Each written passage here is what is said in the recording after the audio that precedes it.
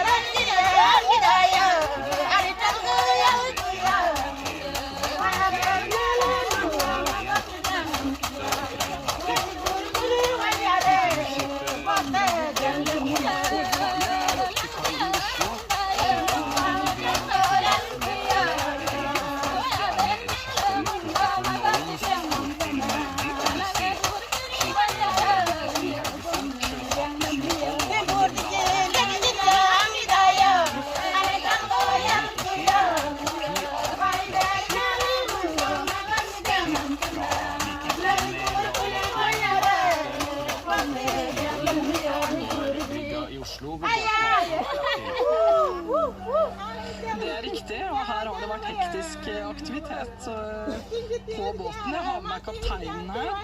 Så først, Bjørn, kan ikke du fortelle litt om den reisen dere var? Ja, denne gangen har vi jo gjort en litt kortere reise.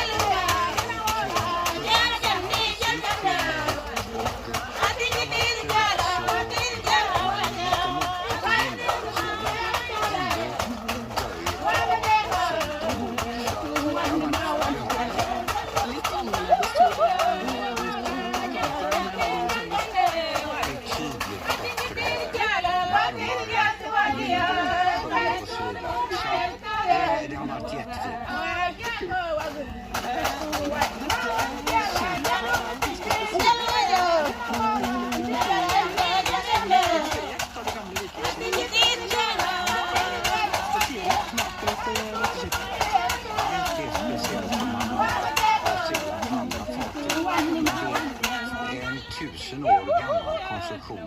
fortfarande är fantastiskt segelbar, väldigt sjövärdig och det har vi bevisat genom att segla över Nordatlanten och över till Newfoundland och så vidare. Och det är en bra sjöbåt, men det kräver mycket folk ombord och hårt arbete. Ja, det är det. Och åror använder man ju bara vid flyg ut ur en hamn och så. Och sen seglar man betydligt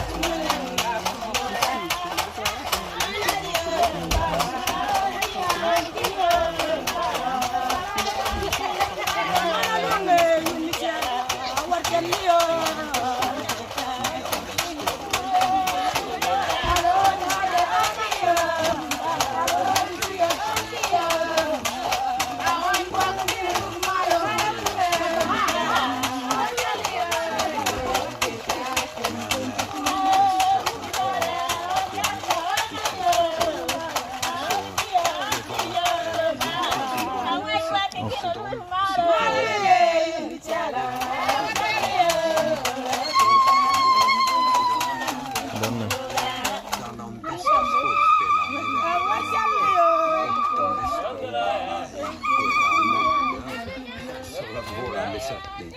Så att det har varit fantastiskt roligt att vara del av detta.